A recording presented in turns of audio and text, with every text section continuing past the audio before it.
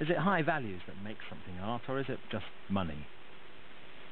Was it the point at which people started buying your art that you thought, well, now we're artists?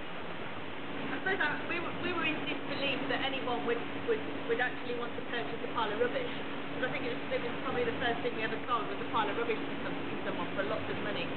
We used to go to all these fabulous art parties with all these fabulous art people, and we were just invisible, and no one cared at all, but we decided that we wanted to kind of like, that we were just two little fleas, and we needed a good dog to jump on, and it just had to be Gilbert and George. They made the success world be their world by sticking their own heads onto the heads of anyone famous. First it was satire, then it became real. It was about cut and paste, it was DIY, it was montage, it was about ripping pages out of a magazine and then, you know, for a laugh sticking our faces on them, and then we were on the front cover of Vanity Fair or something like that. And now that's kind of like, we've actually made the front cover of some of these magazines, and there's been articles written about them, but it's not because, you know, we're desperately chasing this idea of being a celebrity. It's actually happened because we've produced something that people think is interestingly enough to write about. Nothing could be lower in culture than barbarianism. Barbarians is in fact the title of this work by Noble and Webster, the artists as incredibly realistic Neanderthals. What would a barbarian of today say? I don't know anything about art, but I know success is good. I do think that the world of the huge audience for art might find a lot of things baffling about art, but what keeps them glued to it is the idea of success. They really do think this is something we did, that Britain did. They've got some kind of successful art movement. It's incredible. And connected to that idea of success is the idea of celebrity. Do you like being in the new celebrity universal god age? No, because you spend all your time doing kind of interviews in bubbly bars instead of actually making kind of stuff. And it's the stuff that's going to go on when you're sort of dead and buried, isn't it? You know, hopefully that will be the stuff that's kind of still knocking around. The things you actually make. You know. We never consider ourselves as being celebrities. I think we're only semi-celebrities. We want to be a semi-celebrity. I think you're quite good in a semi-erection. We want to be a big hard on or nothing at all. The great beast of celebrity culture, Max Clifford. Many of the romantic themes of Hello Culture come swirling up on stage in this last episode for a final bow. You could say Max Clifford was today's Aleister Crowley, a magician not of black magic, but of publicity.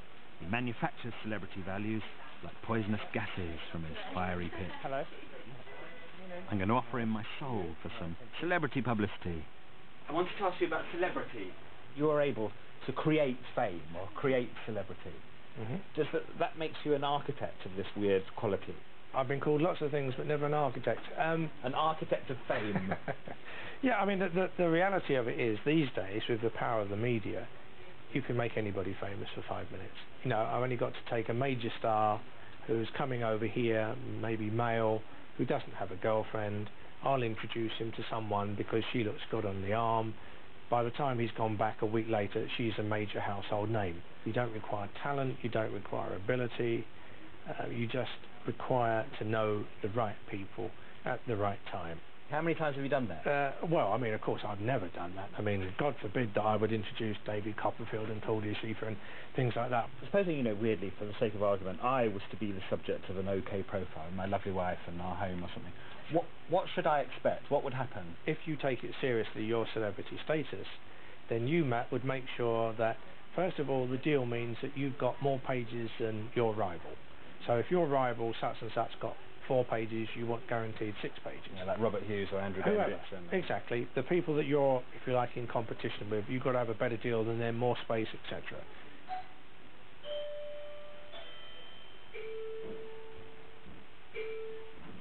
It's hello to OK. Can it really be happening? Hello, Chris Harding. Hello, OK. OK, you would make sure that that your house will be tailor-made and made up, arranged to give you the maximum impact with the people you most want to impress. My wife and I are being sugarified for popular consumption. Basically, the people I most want to impress are many millions of viewers on a Sunday evening.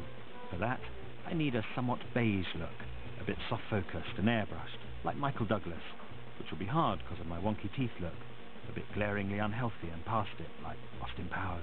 Are you the photographer? No. Picture editor, right, yeah. Remind me of what you're going to do. Well... The thing is, you can't control celebrity, you can only think you're controlling it. Okay. I'm frightened of hair and makeup. You're the one I'm most frightened of. I'm a human sacrifice for a study in celebrity pathology. What you make sure is that the boasts come from them. Instead of you saying, well, I am one of the most successful and I'm incredibly talented, everyone knows I'm better than everyone else, now you say that, but don't say I said it. I'm unconsciously falling into an okay pose here. Oh, is that right? Somebody's sucking up to me a bit unpleasantly. I don't think I can bear it. I'm laughing from fear now, like the chimps in the PG Tips ads. Stars like people sucking up to them. So that's the kind of industry. You wouldn't want to spend too much time with any of them because their one topic of conversation is me, me, me, me. The house is full of aliens, eliciting beaming grins of purposeful insincerity from me. What's in it for OK? Why do they want to have this stupid art? What's in it for OK is that people are incredibly nosy about the homes and the rich and famous. And basically would buy the magazine for that kind of thing. It's like Relief, you know. It's a little bit Mills and Boon, really. I knew that guy would let us down. Right. This way, Emma. Right. Look up at Matt, Emma. Oh yeah. We're going into that land of okay. Oh God, this is horrible. Thank you. Cheers, it's a pleasure. Yeah. You enjoy your fame. Yeah, thanks very much. Oh, Greece, the cradle of civilization, where culture began. In the 18th century, the English came out here and admired the old marble pillars, and then went back to England and built neoclassical buildings with the same pillars. They were buildings of marvellous fake antiquity, which we still feel stand for permanence and solidity from the respectable past. Is a little bit of pretending so bad? Byron stayed superficial to the end, as much as he possibly could, while taking a straight look at the glory and greatness of culture as well, at least as much as he thought was reasonable. His European tour ended in the grave. Our celebrity tour ends back in Holloway, at the OK shoot in my house, behind it actually, in the garden. This is the end of Hello Culture now. It's been a tour of the mind, a look at the way cultural ideas from the past inform and get recycled and renewed in ideas of the present. I don't think culture is the same as celebrity, but it's natural that culture should look at celebrity now, because it's something society is obsessed by. This is a scene of culture at its dumbest. But culture isn't actually barbarian now. It's a mixture of high and low, and of now and then.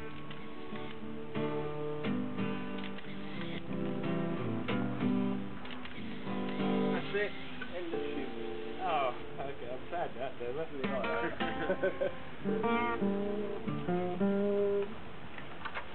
Things change. Warhol was radical at one time and then laughed at. And nowadays, there's a change again. Even Warhol's dumbness has passed into respectable art history.